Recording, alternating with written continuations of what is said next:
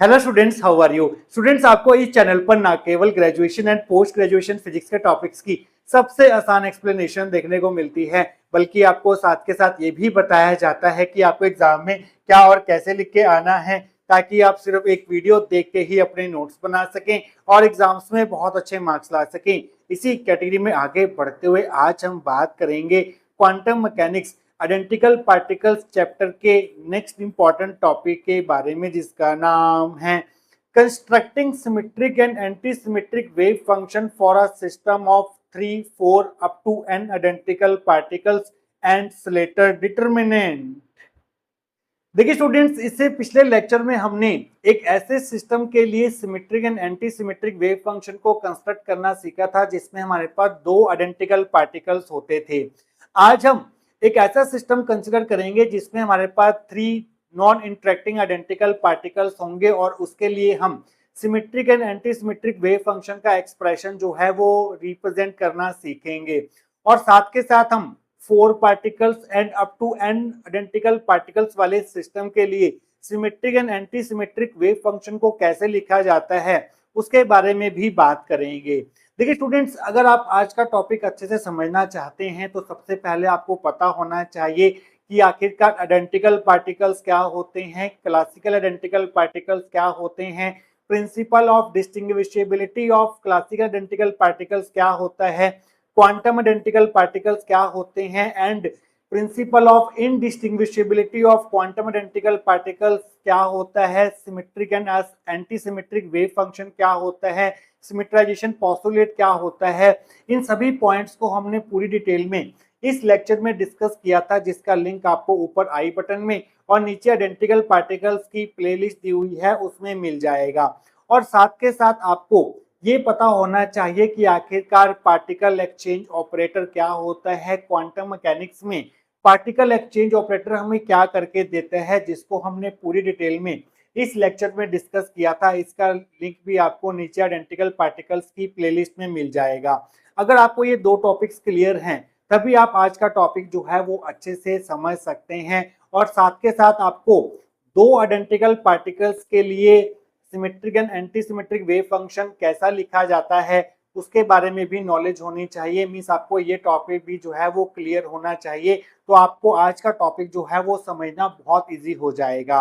तो स्टूडेंट्स, अगर आप symmetric and anti symmetric wave function represent करना चाहते हैं, कंस्ट्रक्ट करना चाहते हैं एक ऐसे सिस्टम के लिए जिसमें हमारे पास 3 नॉन इंटरेक्टिंग आइडेंटिकल पार्टिकल्स हों, तो सबसे पहले आपको एक ऐसा सिस्टम जो है वो कंसिडर करना होगा।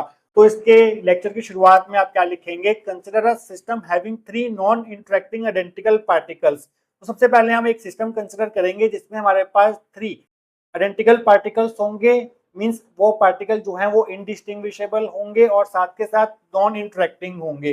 The total wave function of such a system is represented as psi 1 2 3। तो इस प्रकार के सिस्टम के लिए जो टोटल वेव फंक्शन होगा उसे हम साई 1 2 3 से लिख सकते हैं। देखिए स्टूडेंट्स, क्योंकि यहाँ पर पार्टिकल जो है वो नॉन इंटरेक्टिंग है और साथ के साथ आइडेंटिकल हैं, तो इस टोटल वेव फंक्शन को हम इंडिविजुअल पार्टिकल्स के वेव फंक्शन के प्रोडक्ट की फॉर्म में हम लिख सकते हैं। मान लीजिए पहले पार्टिकल का वेव फंक्शन साई 1 है, दूसरे पार्टिकल का वेव फंक्शन साई 2 है और तीसरे पार्टिकल का वेव फंक्शन जो है वो साई 3 है। तो साई 1 2 3 को इन तीनों पार्टिकल्स के इंडिविजुअल वेव फंक्शंस के प्रोडक्ट की फॉर्म में लिखा जा सकता है, क्योंकि यहाँ पर पार्टिकल जो हैं वो नॉन इंटरेक्टिंग हैं और साथ के साथ आइडेंटिकल हैं। तो आप नेक्स्ट टाइम में यही लिखेंगे, the total wave function psi 1 2 3 of such a system can be written as the product of wave functions for the individual particles, that is psi 1 2 3 is equal to psi 1 multiply psi 2 multiply psi 3। ये हमारी star equation होगी, क्योंकि यहाँ पर particle जो है वो non interacting है, आइडेंटिकल पार्टिकल्स हैं। तो सिस्टम के टोटल वेव फंक्शन psi 1 2 3 को हम as a product of wave function for the individual particle लिख सकते हैं। साई 1 पहले पार्टिकल का वेव फंक्शन है, साई 2 सेकंड पार्टिकल का वेव फंक्शन है, साई 3 जो है वो थर्ड पार्टिकल का वेव फंक्शन है। तो अगर हम इन तीनों को प्रोडक्ट कर दें तो हमें सिस्टम का टोटल वेव फंक्शन साई 1 2 3 मिल जाएगा। नेक्स्ट लाइन में आप लिखेंगे, if the particle 1 is in quantum state alpha NL ML S MS, particle 2 is in quantum state beta NL ML S MS, and particle 3 is quantum state gamma NL ML S MS, then equation star can be rewritten as। देखिए students, कोई भी particle जो है वो किस shell में है, किस सब शेल में है, किस ऑर्बिट में है, इसे हम 5 क्वांटम नंबर की हेल्प से रिप्रेजेंट करते हैं क्वांटम मैकेनिक्स में। और वो 5 क्वांटम नंबर्स होते हैं n, l, m l, s, m s. इन सेट ऑफ 5 क्वांटम नंबर से हमें किसी भी क्वांटम पार्टिकल की शेल, सब शेल, ऑर्बिट के बारे में पता लगता है। और इन पांचों क्वांटम नंबर के सेट को हम बोलते हैं पार्टिकल की क्वांटम स्टेट। तो हम मान लेते हैं कि पहला पार्टिकल जो है वो अल्फा क्वांटम स्टेट में है, मींस उसके लिए ये 5 क्वांटम नंबर्स ये हैं। पार्टिकल 2 जो है वो बीटा क्वांटम स्टेट में है, जिसके लिए अलग से सेट ऑफ 5 क्वांटम नंबर्स होगा। और पार्टिकल 3 जो है वो गामा क्वांटम स्टेट में है, जिसके लिए हमारे पास अलग से सेट ऑफ 5 क्वांटम नंबर्स होगा। तो हमें क्या करना होगा, यहाँ पर पार्टिकल्स की क्वांटम स्टेट को भी मेंशन करना होगा स्टार इक्वेशन में। तो स्टार इक्वेशन को हमें दोबारा से लिखना होगा। जो हमारा लेफ्ट हैंड साइड है साई 1 2 3 वो तो ऐसे ही रहेगा।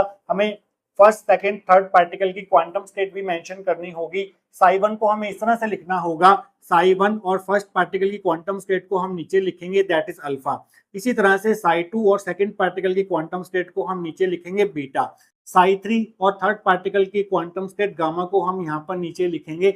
ये हमारी फर्स्ट इक्वेशन होगी। तब जाकर हमारे पास जो सिस्टम का टोटल वेव फंक्शन होगा वो अच्छे से रिप्रेजेंट हो पाएगा, जब हम इन पार्टिकल्स की क्वांटम स्टेट भी यहाँ पर मेंशन करें कि फर्स्ट, सेकंड, थर्ड पार्टिकल जो है वो कौन सी क्वांटम स्टेट में है। तो स्टूडेंट्स, अब यहाँ पर बात ये है कि जो हमारे पार्टिकल्स हैं वो आइडेंटिकल पार्टिकल्स हैं, उनको हम एक दूसरे से डिस्टिंग्विश ही नहीं कर सकते हैं। They are indistinguishable particles. तो हम एग्जैक्टली नहीं बता सकते हैं कि पहला पार्टिकल जो है वो alpha, beta, gamma 3 quantum state में से कौन सी क्वांटम स्टेट में होगा। इसी तरह से जो हमारा सेकंड पार्टिकल है वो क्या अल्फा क्वांटम स्टेट में है, क्या वो बीटा क्वांटम स्टेट में है, या वो गामा क्वांटम स्टेट में है। इसी तरह से जो थर्ड पार्टिकल है उसको भी हम नहीं बता सकते कि वो कौन सी स्टेट में है, अल्फा क्वांटम स्टेट में है, बीटा क्वांटम स्टेट में है, या फिर गामा क्वांटम स्टेट में है। मींस अगर हम पार्टिकल्स की स्वैपिंग भी करते हैं, इंटरचेंजिंग भी करते हैं, तो सिस्टम पर कोई भी इफेक्ट हमें देखने को नहीं मिलता है। सिस्टम जो है वो अनअल्टर्ड रहता है after interchanging the particles, after swapping the particles. तो हमें क्या करना होगा, अब ये 1 2 3 को इंटरचेंज करना होगा। जितने यहाँ पर पॉसिबल इनके कॉम्बिनेशन बन सकते हैं वो कॉम्बिनेशन लिखने होंगे, जितने यहाँ पर परम्यूटेशंस बन सकते हैं वो परम्यूटेशंस लिखने होंगे। और उन्हीं परम्यूटेशन से हमें सिस्टम के अलग अलग वेव फंक्शन जो हैं वो देखने को मिलेंगे, और वो सभी के सभी वेव फंक्शन जो हैं सिस्टम की स्टेट को डिस्क्राइब कर पाएंगे at any instant of time. तो अब आपको यहाँ पर लाइन लिखनी होगी, as the particles are identical that is indistinguishable, so the system remains unaltered by interchanging the particles, so the total wave function of such a system can also be represented in following ways। क्योंकि particle जो हैं वो identical हैं, indistinguishable हैं, तो अगर हम particles को एक दूसरे से अदला बदली भी कर दें, उनकी स्वैपिंग भी कर दें, उनके इंटरचेंजिंग भी कर दें, तो सिस्टम जो है वो अनअल्टर्ड रहेगा, उस पर कोई भी इफेक्ट जो है वो देखने को नहीं मिलेगा। तो जो सिस्टम का टोटल वेव फंक्शन होगा उसको हम कैसे रिप्रेजेंट कर सकते हैं इनकी स्वैपिंग करने के बाद। तो ध्यान से देखिए, अभी हमारे पास first particle alpha quantum state में है, सेकंड बीटा क्वांटम स्टेट में है, और थर्ड जो है वो गामा क्वांटम स्टेट में है। हम क्या करते हैं, फर्स्ट को फर्स्ट ही रहने देते हैं, इन दोनों की इंटरचेंजिंग कर देते हैं, 3 की जगह 2, 2 की जगह 3 कर देते हैं। तो जो आपकी नेक्स्ट टोटल वेव फंक्शन बनेगा सिस्टम का वो क्या होगा, यहाँ पर देखिए साई 1 तो अपनी जगह पर ही है, 2 और 3 को हमने इंटरचेंज कर दिया, तो 2 की जगह पर 3 आ गया और 3 की जगह पर 2 आ गया।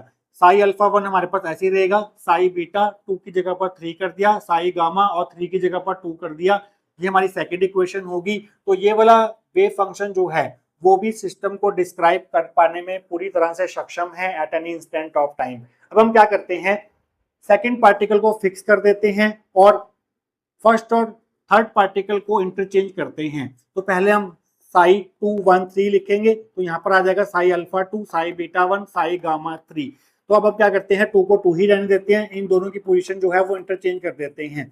तो यहाँ पर 3 की जगह पर 1, 1 की जगह पर 3 आ जाएगा, तो 2 3 1 that will be equal to psi alpha 2, psi beta 3, psi gamma 1। ये हमारी फोर्थ इक्वेशन होगी। तो ध्यान से देखिए, पहले हमने 1 ही रखा, यहाँ भी 1 ही रखा, 2 और 3 और 3 और 2 को चेंज किया। अब हम क्या कर रहे हैं, सेकंड पार्टिकल को तो सेम रख रहे हैं और 1 और 3 की पोजीशन को इंटरचेंज कर रहे हैं, तो हमें दो नए वेव फंक्शंस मिल जाएंगे। अब हम क्या करेंगे, थर्ड पार्टिकल को ऐसे ही रखेंगे और फर्स्ट और सेकंड पार्टिकल को इंटरचेंज करेंगे, तो ये बनेगा psi 312 is equal to psi alpha 3 psi beta 1 psi gamma 2, ये हमारी फिफ्थ इक्वेशन होगी। इस 1 और 2 को इंटरचेंज कर दो, 3 को हमने ऐसे ही रहने दिया, 1 की जगह पर 2, 2 की जगह पर 1 आ गया, Sai alpha 3 psi beta 2 Sai gamma 1, ये हमारी सिक्स्थ इक्वेशन होगी।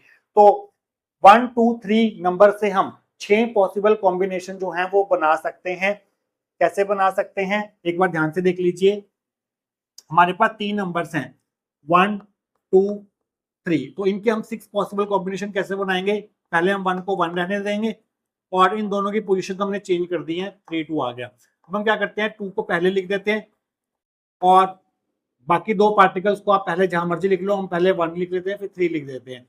2 को ऐसे रहने दिया, 1 को 3 से और 3 को 1 से रिप्लेस कर दिया। इसी तरह से अब हम 3 को ऐसे रहने देते हैं और पहले और दूसरे पार्टिकल्स को इंटरचेंज करेंगे, 3 1 2 3 2 1। तो ये हमारे पास 6 पॉसिबल कॉम्बिनेशन जो हैं वो देखने को मिलेंगे। तो हमें 6 टोटल वेव फंक्शन जो हैं वो सिस्टम के देखने को मिलेंगे। कहां से कहां तक, फर्स्ट से लेके सिक्स्थ इक्वेशन तक। तो आपने 6 टोटल वेव फंक्शन जो हैं वो फॉर्म कर लिए हैं।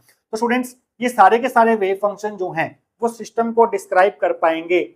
इन सभी वेव फंक्शंस की इक्वल प्रोबेबिलिटी है कि ये सिस्टम को डिस्क्राइब कर पाएंगे at any instant of time. तो स्टूडेंट्स, अब इन 6 वेव फंक्शंस को कंसिडर करने से अच्छा हम क्या करते हैं, इन 6 फंक्शंस से एक लीनियर कॉम्बिनेशन जो है वो फॉर्म करेंगे। लीनियर कॉम्बिनेशन कैसे फॉर्म होगा, या तो हम इन वेव फंक्शंस को ऐड करके एक लीनियर कॉम्बिनेशन बनाएंगे जिससे हमें एक नया टोटल वेव फंक्शन मिलेगा, या फिर इन सभी वेव फंक्शंस में प्लस या माइनस का साइन लगाकर एक इनका लीनियर कॉम्बिनेशन तैयार करेंगे जिससे हमें अगेन एक टोटल वेव फंक्शन देखने को मिलेगा।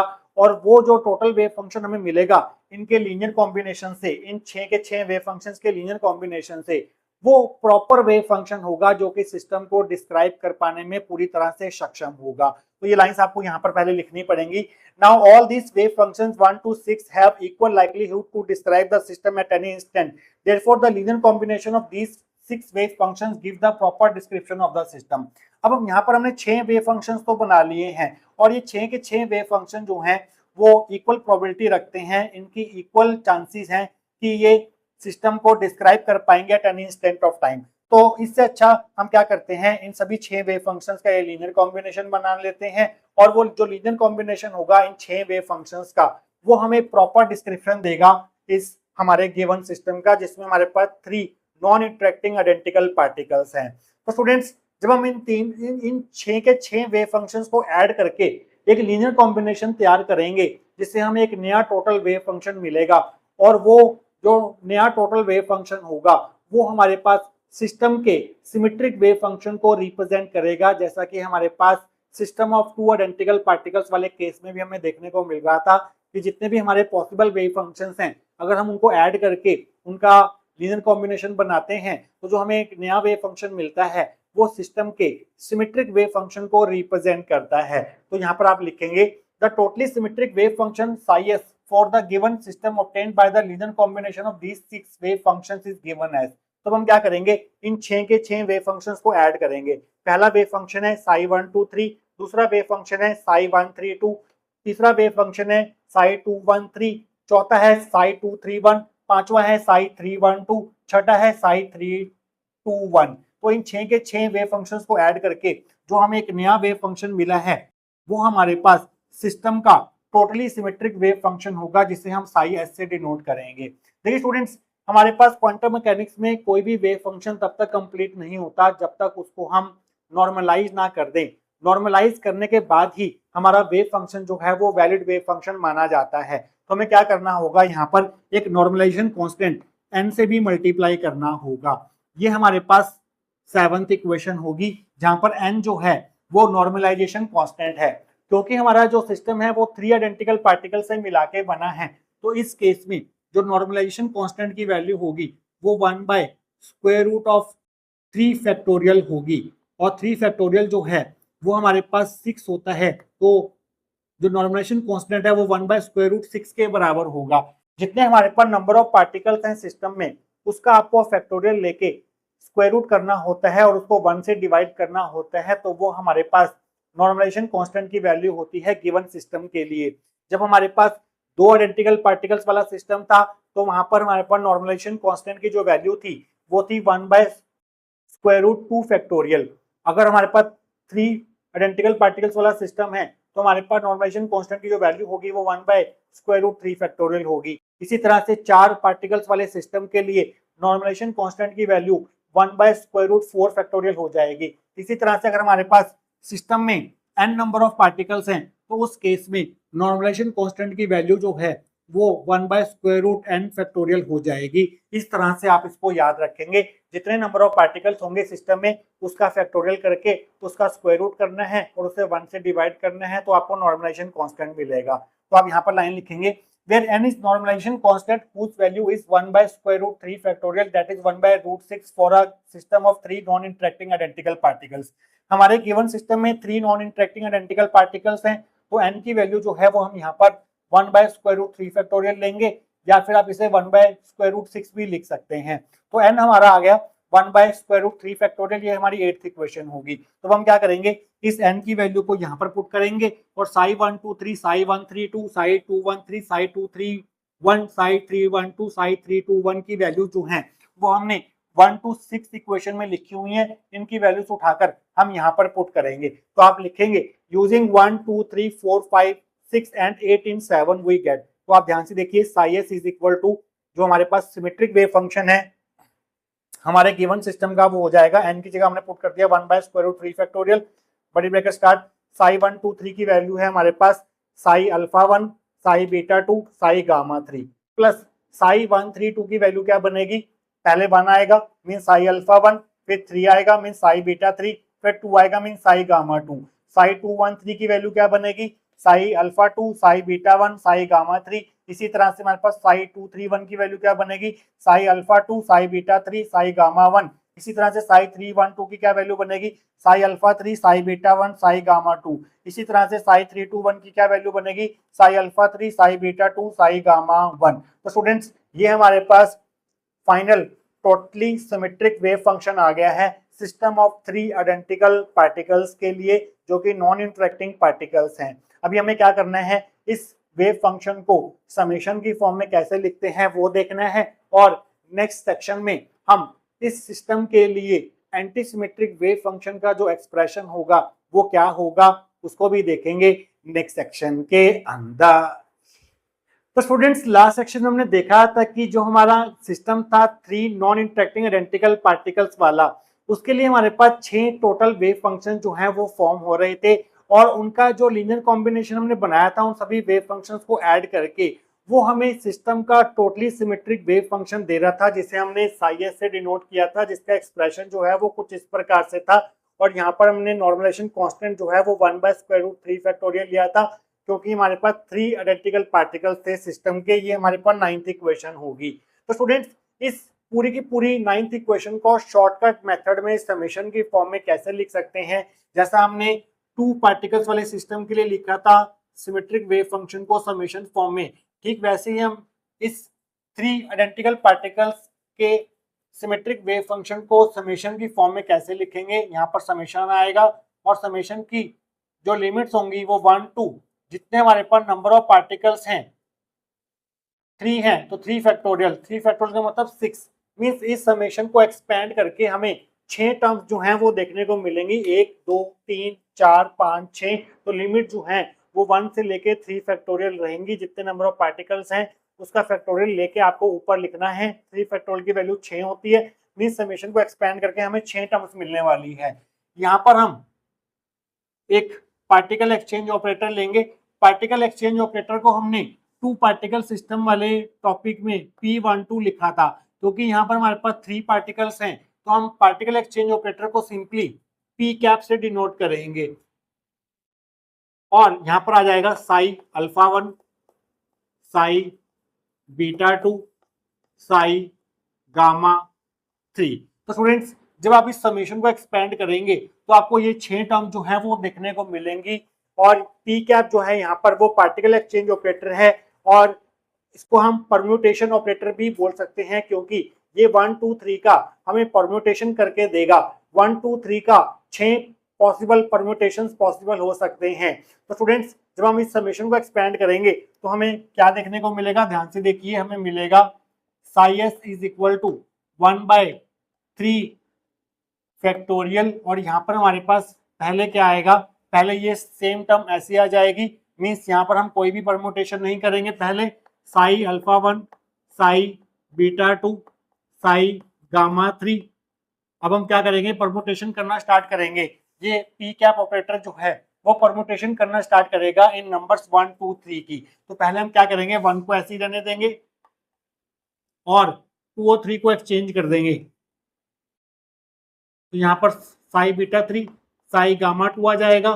फिर हम क्या करेंगे, अब की बार साई अल्फा 2 लिखेंगे पहले और 1 और 3 को एक्सचेंज करेंगे, मीन्स साई बीटा 1 आ जाएगा, साई गामा 3 आ जाएगा, फिर प्लस साई अल्फा 2 ऐसे ही रहेगा और इस 1 और 3 का परम्यूटेशन कर देंगे, साई बीटा 3 साई गामा 1 हो जाएगा। फिर नेक्स्ट में हम पहले हम 2 रखेंगे साई अल्फा 2, फिर हम क्या साई अल्फा 3 रखेंगे, 3 ऐसे ही रखेंगे और 1 और 2 का परम्यूटेशन करेंगे। तो ये बनेगा Sai beta 1 psi gamma 2 plus psi alpha 3 ऐसे ही रहेगा और इन दोनों का परम्यूटेशन कर देंगे 1 और 2 का, तो ये बन जाएगा साई बीटा 2 साई गामा 1। तो स्टूडेंट्स इस समेशन को एक्सपेंड करके आपको ये देखने को मिलेगा, ये परम्यूटेशन ऑपरेटर जो है वो इस फंक्शन के ऊपर कुछ इस तरह से ऑपरेट होगा और हमें यहाँ पर 6 टर्म जो है वो देखने को मिलेंगी। इस स्टेप के बाद आपको डायरेक्ट ये लिखना है, आपको ये सिर्फ समझाने के लिए बताया था कि परम्यूटेशन ऑपरेटर जो है वो कैसे यहाँ पर काम करेगा और इस समेशन को एक्सपेंड करके कैसे आपको यहाँ पर 6 टर्म्स देखने को मिलेंगी जो कि इस सिमेट्रिक वेव फंक्शन को रिप्रेजेंट करेगी। तो स्टूडेंट्स अब आप क्या लिखेंगे, जब हमने इन 6 वेव फंक्शंस का लीनियर कॉम्बिनेशन किया इनको ऐड करके, तो हमें एक सिमेट्रिक वेव फंक्शन देखने को मिला। एक और तरीके से हम इन सभी 6 वेव फंक्शंस का लीनियर कॉम्बिनेशन बना सकते हैं और वो हमें totally anti symmetric wave function देगा हमारे गिवन सिस्टम के लिए। वो हम कैसे बनाएंगे वो आपको ध्यान से देखना है। Similarly, the totally antisymmetric wave function for such a system obtained by the linear combination of these 6 wave functions is given as। तो यहाँ पर जो एंटीसिमेट्रिक वेव फंक्शन होगा साई ए, जो इन 6 वेव फंक्शंस को लीनियरली कंबाइन करके हमें मिलेगा, वो हमें क्या मिलेगा, यहाँ पर अगेन नॉर्मलाइजेशन कांस्टेंट 1/√3 फैक्टोरियल आएगा। बट ध्यान से देखिएगा, अब आपको यहाँ पर 6 टर्म्स हैं, 1 2 3 4 5 6। अब कौन सी टर्म के साथ प्लस का साइन आएगा, कौन सी टर्म के साथ माइनस का साइन आएगा, ये आपको बड़े ध्यान से देखना है। अगर आप शॉर्टकट मेथड में समझना चाहते हैं प्लस और माइनस का साइन, तो एक बहुत ही इजी ट्रिक है।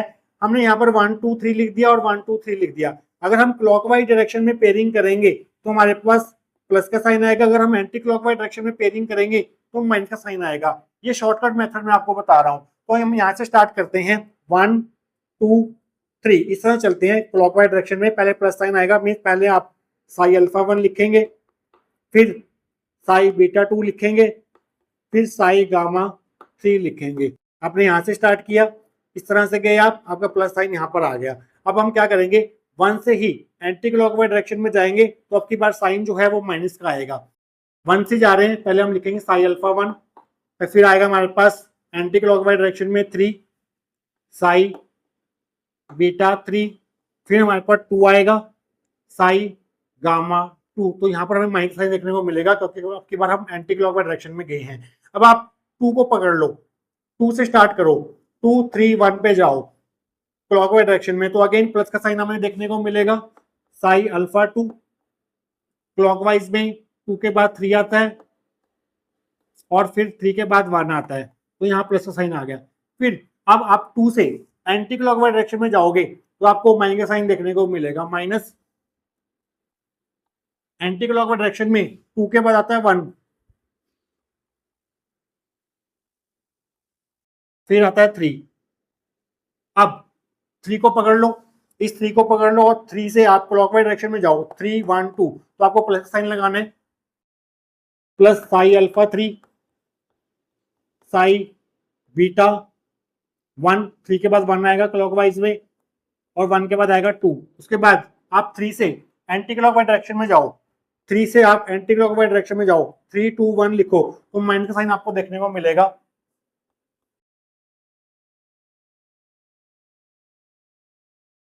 3 2 1। तो इस तरह से आपको प्लस माइनस के साइन लगाने हैं। अगर आप क्लॉकवाइज डायरेक्शन में पेयरिंग कर रहे हैं तो आपको प्लस साइन लगाना है, 1 2 3, 3 टर्म्स में प्लस का साइन आएगा। और अगर आप एंटी क्लॉकवाइज डायरेक्शन में पेयरिंग कर रहे हैं तो माइनस का साइन आएगा यहाँ पर और यहाँ पर। ये शॉर्टकट मेथड है इस प्लस माइनस साइन को लिखने का, एंटी सिमेट्रिक वेव फंक्शन को लिखते हुए for a system of 3 non interacting identical particles. तो स्टूडेंट्स अब आप क्या कर सकते हैं, इस पूरी टर्म को मैंने दोबारा से यहाँ पर लिख दिया है। तो स्टूडेंट्स अब आप इसको समेशन की फॉर्म में लिखना चाहते हैं। समेशन की फॉर्म में कैसे लिखेंगे, ध्यान से देखिए। Psi A is equal to 1 by square root 3 factorial summation 1 to 3 factorial ही आएगा, क्योंकि यहाँ पर भी अगेन हमें 6 टर्म जो है वो देखने को मिलेंगी समेशन को एक्सपैंड करते हुए। यहाँ पर भी परम्यूटेशन तो हमें देखने को मिल रहा है इन 6 नंबर्स का 1 3 2 का। तो यहाँ पर अगेन पार्टिकल एक्सचेंज ऑपरेटर या परम्यूटेशन ऑपरेटर आएगा, P cap Sai alpha 1 Sai beta 2 Sai gamma 3। और यहाँ पर प्लस माइनस साइन को अकाउंट करने के लिए यहाँ पर हमें एक फैक्टर अलग से लगाना पड़ेगा, जो कि होगा sign P, sign of permutation.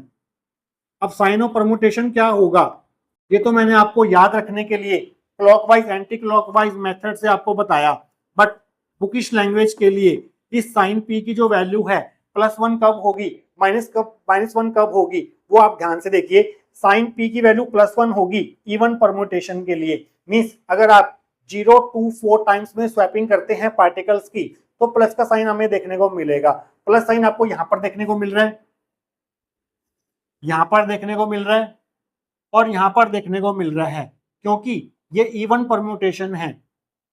Even permutation का मतलब यहाँ पर 0 टाइम्स स्वैपिंग होगी या 2 टाइम्स स्वैपिंग होगी या 4 टाइम्स स्वैपिंग होगी। आइए चेक करते हैं इनको कि क्या यहाँ पर स्वैपिंग जो है वो इवन नंबर में हो रही है, क्या ये इवन परम्यूटेशन है कि नहीं है। अब देखिए 1 2 3 है यहाँ पर, तो 1 2 3 से अगर आपको 1 2 3 ऑब्टेन करना है, 1 2 3 से अगर आपको 1 2 3 ऑब्टेन करना है, यहाँ पर समेशन में 1 2 3 है और 1 2 3 से आपको 1 2 3 चाहिए, तो यहाँ पर कोई भी स्वैपिंग नहीं की है। 1 की जगह पर 1 है, 2 की जगह पर 2 है और 3 की जगह पर 3 है, तो मीन्स यहाँ पर 0 स्वैप्स हैं। 0 स्वैप्स मतलब इवन नंबर ऑफ स्वैपिंग है, मींस इवन परम्यूटेशन है, तो यहाँ पर प्लस का साइन आ गया। यहाँ पर देखिए 2 3 1 के लिए 2 3 1 में हमें 2 स्वैप्स करने पड़ेंगे। कैसे 2 स्वैप्स करने पड़ेंगे, आपको 1 2 3 से जाना है 2 3 1 पे, तो कैसे जाएंगे ध्यान से देखिए। 1 2 3 से आपको 2 3 1 पे जाना है, तो ध्यान से देखिए यहाँ पर हम क्या करते हैं, इस 2 और 1 को पहले स्वैप करते हैं। 2 आगे आ गया, 1 हमने पीछे कर दिया, ये एक स्वैप हो गया। उसके बाद हमें क्या चाहिए, हमें चाहिए 2 3 1। अब हमें क्या करना होगा, 3 और 1 को एक स्वैप करना होगा, तो यहाँ पर 2 3 1 आ जाएगा। तो एक स्वैपिंग यहाँ से यहाँ पर जाने में हुई और एक स्वैपिंग यहाँ से यहाँ पर जाने में हुई, मीन्स 2 स्वैप्स हमें लगे 2 3 1 तक पहुंचने के लिए 1 2 3 से। तो ये भी हमें इवन परम्यूटेशन माना जाएगा, इसलिए यहाँ पर प्लस का साइन हमें देखने को मिलेगा। एक प्लस साइन हमें 3 1 2 में देखने को मिल रहा है, क्योंकि यहाँ पर भी हमें 2 स्वैपिंग्स करनी पड़ेंगी 1 2 3 से 3 1 2 में जाने के लिए। कैसे, 3 1 2 रिक्वायर्स 2 स्वैप्स। ध्यान से देखिए 1 2 3 है और हमें बनाना क्या है, 3 1 2 बनाना है। तो हम क्या करते हैं, पहले इस 2 और 1 को रिप्लेस कर देते हैं, तो यहाँ पर बनेगा 2, हमें चाहिए 3 1 2, तो हमें पहले 1 को पीछे भेजना पड़ेगा, तो ये बन गया ये। उसके बाद हमें क्या करना है, 3 2 चाहिए और हमारे पास यहाँ पर 2 3 है, तो हम क्या करते हैं, इसको इससे रिप्लेस करते हैं, उसको इससे रिप्लेस कर देते हैं। 2 की जगह पर 3 और 3 की जगह पर 2 कर देते हैं। तो 1 2 3 से 3 1 2 बनाने के लिए हमें एक स्वैपिंग यहाँ पर करनी पड़ी, एक स्वैपिंग यहाँ पर करनी पड़ी, तो यहाँ पर भी हमें 2 स्वैप्स करने पड़े हैं, तो ये भी इवन परम्यूटेशन माना जाएगा। तो ये भी हमारे पास प्लस साइन के साथ लिखा जाएगा।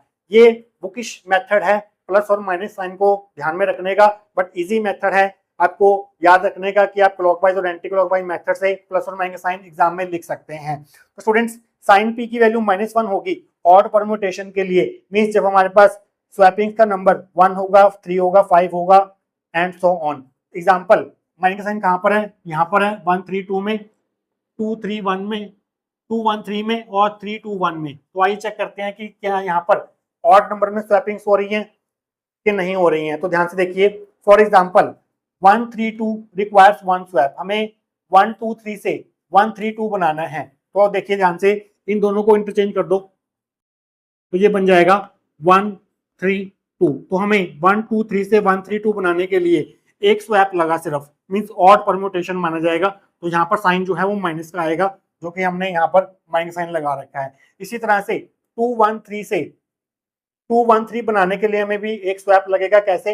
1 2 3 है हमारे पास यहाँ पर वेव फंक्शन, और हमें बनाना है 2 1 3 2 1 3। तो 1 और 2 को इंटरचेंज कर दो, 1 की जगह पर 2, 2 की जगह पर 1 आ जाएगा, 3 ऐसे ही रहेगा। तो यहाँ पर भी हमें 1 2 3 से 2 1 3 बनाने के लिए एक स्वैप लगा, मींस ये भी ऑड परम्यूटेशन माना जाएगा। इसी तरह से 3 2 1 से 3 2 1 बनाने के लिए हमें एक स्वैप लगेगा, तो ये भी ऑड परम्यूटेशन है। कैसे? 1 2 3 है, 1 2 3 है, और हमें क्या करना है 3 2 1 बनाना है। तो हम सिंपली क्या करते हैं 1 को 3 से रिप्लेस कर देते हैं और 3 को 1 से रिप्लेस कर देते हैं, तो ये बन जाएगा 3 2 ऐसे रहेगा 1 1 की जगह पर 3 और 3 की जगह 1 कर दिया। जो तो यहाँ पर भी हमें सिर्फ एक ही स्वैपिंग काम में लानी होगी, तो ये भी हमारा ऑड परम्यूटेशन माना जाएगा। तो यहाँ पर भी साइन जो है वो माइनस का साइन देखने को मिलेगा। तो बुकिश लैंग्वेज के अकॉर्डिंग जो प्लस और माइनस का साइन होंगे वो इस अकॉर्डिंग होंगे कि आपका जो परम्यूटेशन है वो इवन परम्यूटेशन है, मींस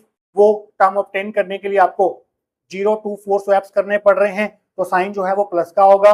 अगर आपके परम्यूटेशन जो है वो ऑड परम्यूटेशन है, मींस उस पर्टिकुलर रिजल्ट को ऑब्टेन करने के लिए अगर आपको ऑड नंबर में स्वैपिंग्स करनी पड़ रही हैं, तो आपका जो साइन होगा वो माइनस का साइन होगा उस टर्म के आगे। इस तरह से आप यहाँ पर symmetric and anti symmetric wave function को समेशन की फॉर्म में जो है वो एक्सप्रेस कर सकते हैं। बट इस रिजल्ट को, इस एंटी सिमेट्रिक वेव फंक्शन को हम डिटर्मिनेंट की फॉर्म में भी लिख सकते हैं। Equation 11 can also be written as psi a is equal to 1 by square root 3 factorial. तो यहाँ पर 3 into 3 का जो है हमें डिटर्मिनेंट जो है वो लिखना होगा। यहाँ पर टर्म्स क्या आएंगी, Sai alpha 1 Sai alpha 2 Sai alpha 3 psi beta 1 Sai beta 2 psi beta 3 psi gamma 1 psi gamma 2 Sai gamma 3। जब आप इस डिटर्मिनेंट को सॉल्व करेंगे तो आपको यही 6 टर्म जो हैं वो देखने को मिलेंगी। आप चेक कर सकते हैं इस डिटर्मिनेंट को सॉल्व करके आपको बिल्कुल यही 6 टर्म जो हैं वो देखने को मिलेंगी। या तो आप डिटर्मिनेंट को इस तरह से लिख लो, पहले आप अल्फा अल्फा वाली टर्म्स लिख दो 1 2 3 यहाँ पर, फिर बीटा बीटा वाली टर्म्स 1 2 3 यहाँ पर, गामा गामा वाली टर्म्स 1 2 3 यहाँ पर। अगर आप यहाँ पर रोज को कॉलम से इंटरचेंज भी कर देते हैं तो भी रिजल्ट जो है आपको सेम देखने को मिलेगा। इस पूरी डिटर्मिनेंट को आप ऐसे भी सकते हैं 1 by square root 3 फैक्टोरियल। इस पूरी रो को आप कॉलम बना सकते हैं Sai alpha 1 Sai beta 1 psi gamma 1। फिर आप इस पूरी रो को कॉलम बना सकते हैं Sai alpha 2 psi beta 2 Sai gamma 2। इसी तरह से आप इस पूरी रो को कॉलम बना सकते हैं Sai alpha 3 psi beta 3 psi gamma 3। आपकी बुक में ये वाला मेथड दिया हुआ है एंटीसिमेट्रिक वेव फंक्शन को लिखने का, मींस आपको पहले alpha beta gamma 1 1 1 same bracket में जो है सेम टर्म होनी चाहिए, फिर यहाँ अल्फा बीटा गामा 2 2 2 सेम होना चाहिए, अल्फा बीटा गामा यहाँ पर 3 3 सेम होना चाहिए। इस मेथड से बुक में लिखा हुआ है, बट आप चाहें तो इससे भी, इस तरह से भी रिप्रेजेंट कर सकते हैं एंटीसिमेट्रिक वेव फंक्शन को। दोनों में रिजल्ट जो है वो सेम देखने को मिलेगा। दोनों को एक्सपेंड करके आपको यही जो है इक्वेशन नंबर 11 जो है वो ही देखने को मिलेगी। इस डिटर्मिनेंट को, इस एंटीसिमेट्रिक वेव फंक्शन को डिटर्मिनेंट की फॉर्म में एक्सप्रेस करना हमें सिखाया था American physicist John C Slater sir ने 1929 में, और उन्हीं के नाम पर इस डिटर्मिनेंट का नाम जो है वो स्लेटर डिटर्मिनेंट रखा गया है। तो स्टूडेंट्स, एंटीसिमेट्रिक वेव फंक्शन को हम स्लेटर डिटर्मिनेंट की फॉर्म में भी रिप्रेजेंट कर सकते हैं। तो स्टूडेंट्स, 3 पार्टिकल्स के लिए हमने symmetric and antisymmetric wave function जो है वो लिखना सीख लिया है। इसके नेक्स्ट सेक्शन में इसी को जनरलाइज करते हुए हम ये देखेंगे कि अगर आपके सिस्टम में 4 पार्टिकल्स हैं या n पार्टिकल्स हैं तो उसके लिए आपको symmetric and antisymmetric wave function किस तरह से लिखना है वो हम देखेंगे last section of this topic के अंदर। तो स्टूडेंट्स, लास्ट सेक्शन में हमने 3 आइडेंटिकल पार्टिकल्स वाले सिस्टम के सिमेट्रिक वेव फंक्शन को लिख लिया था 10th इक्वेशन में समेशन फॉर्म में, और एंटीसिमेट्रिक वेव फंक्शन को हम डिटर्मिनेंट फॉर्म में इस तरह से लिख सकते हैं for a system consisting of 3 non interacting identical particles. इसे हम 13th इक्वेशन दे देते हैं। सिमेट्रिक वेव फंक्शन को हम सिर्फ समेशन फॉर्म में लिख सकते हैं, और एंटीसिमेट्रिक वेव फंक्शन को हम समेशन फॉर्म के साथ साथ डिटर्मिनेंट फॉर्म में भी लिख सकते हैं। ये खास बात है एंटीसिमेट्रिक वेव फंक्शन की। अगर हमारे सिस्टम में 4 पार्टिकल्स हुए 1 2 3 4। पहला पार्टिकल अगर अल्फा क्वांटम स्टेट में हुआ, second particle beta quantum state में हुआ, और third particle gamma quantum state में हुआ, और fourth particle delta quantum state में हुआ, तो उसका जो सिमेट्रिक वेव फंक्शन होगा उसमें हमारे पास 1/4 फैक्टोरियल आएगा, 3 फैक्टोरियल की जगह पर समेशन 1 to 4 फैक्टोरियल आएगा, यहाँ पर पी कैप आएगा, बिल्कुल ऐसे ही यहाँ पर साई अल्फा 1 भी आएगा, साई बीटा 2 भी आएगा, साई गामा 3 भी आएगा, बट यहाँ पर साई डेल्टा 4 भी आपको लेना होगा।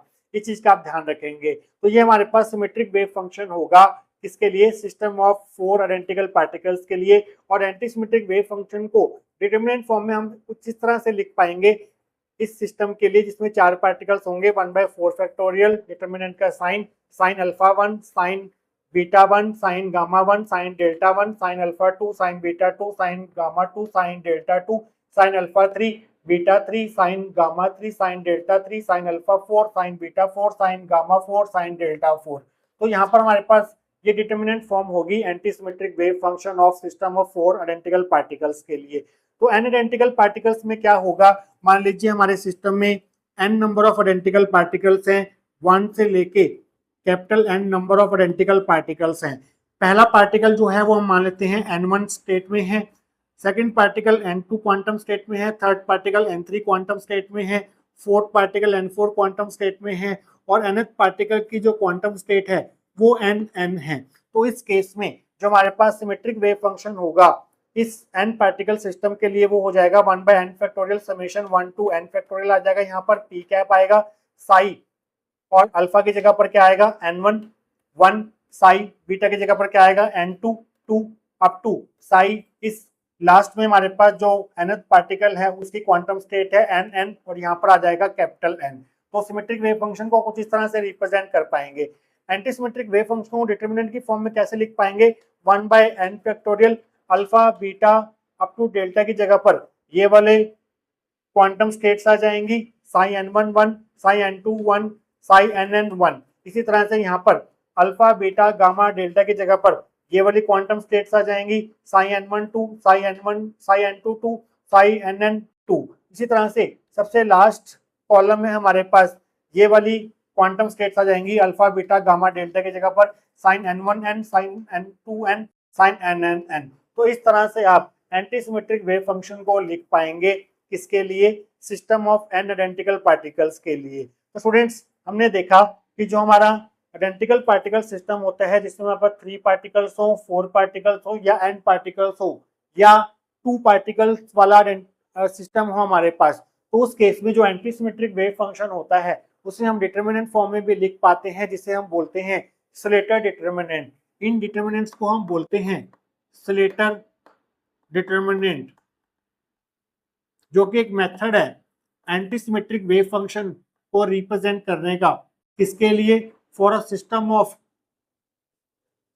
n आइडेंटिकल पार्टिकल्स के लिए। तो आप यहाँ पर लाइन लिखेंगे, thus antisymmetric wave function of a system of 2 3 4 up to n non-interacting identical particles can be represented in the form of determinant known as Slater determinant after the name of American physicist John C. Slater, who introduced this method in 1929। John C Slater American physicist थे जिन्होंने सबसे पहले हमें ये बताया था कि हम antisymmetric wave function of multi particle system, जिसमें हमारे पास 2 पार्टिकल्स हों, 3 पार्टिकल्स हों, up to n identical particles हों, उन सिस्टम्स के एंटीसिमेट्रिक वेव फंक्शन को हम एक डिटरमिनेंट फॉर्म में रिप्रेजेंट कर सकते हैं। और ये मेथड उन्होंने इंट्रोड्यूस किया था 1929 में, और इसलिए इस डिटरमिनेंट का नाम जो है उनके नाम के सरनेम पर स्लेटर डिटरमिनेंट रखा गया है। तो स्टूडेंट्स यहाँ पर आपका construction of symmetric and antisymmetric wave function for a system of identical particle topic जो है वो खत्म होता है। ये टॉपिक पढ़ना इसलिए जरूरी था क्योंकि ये टॉपिक जो है वो हमें पॉली एक्सक्लूजन प्रिंसिपल की स्टेटमेंट और उसके प्रूफ की तरफ लेके जाता है, जिसको हम डिस्कस करेंगे नेक्स्ट लेक्चर में। मिलेंगे उस लेक्चर के साथ, टिल देन टेक केयर।